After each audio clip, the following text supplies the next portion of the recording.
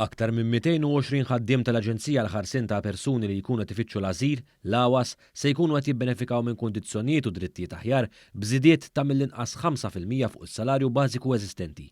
L-istess ħaddiema se jgawdu wkoll minn aktar bilanċ bejn il-ħajja u x-xogħol u minn tisħiħ ta' miżuri oħra eżistenti.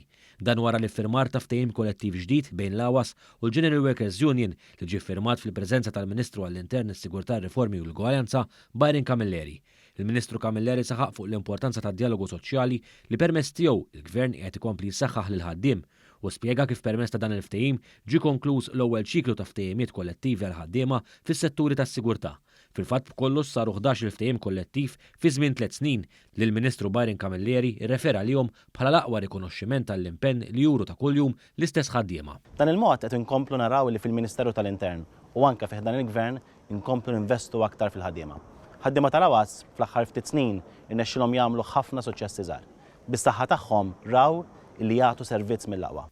Min-naħa tiegħu is-Segretarju Ġenerali tal-General Workers Union, Joseph Buġejja, spjega kif huwa ta' sodisfazzjon li l-General Workers Union qal qed ftehim ieħor mis-sensiela ta' ftehimiet kollettivi li qed tagħmel din l-Union mibnijin fuq l-esiġenzi tal-post tax-xogħol u l-aspirazzjonijiet tal-ħaddiema. Bħalma dejjem ngħid jien kull li ffirmar ta' ftehim kollettiv huwa suċċess ta' kull trade unionista għax bihom inkunu qed intejbu kemm il-kundizzjonijiet tax-xogħol kif id-dħul tal-ħaddiema biex ikollu kwalità tal-ħajja aħjar. Il-kap eżekuttiv tal-AWAS, Clayton Xkembri, qal li l-AWAS hija responsabbli fost l-oħrajn mit-twettiq tal-politika dwar il-welfare tar-refuġjati, dawk li nataw protezzjoni internazzjonali u persuni li jitolbu l-ażil.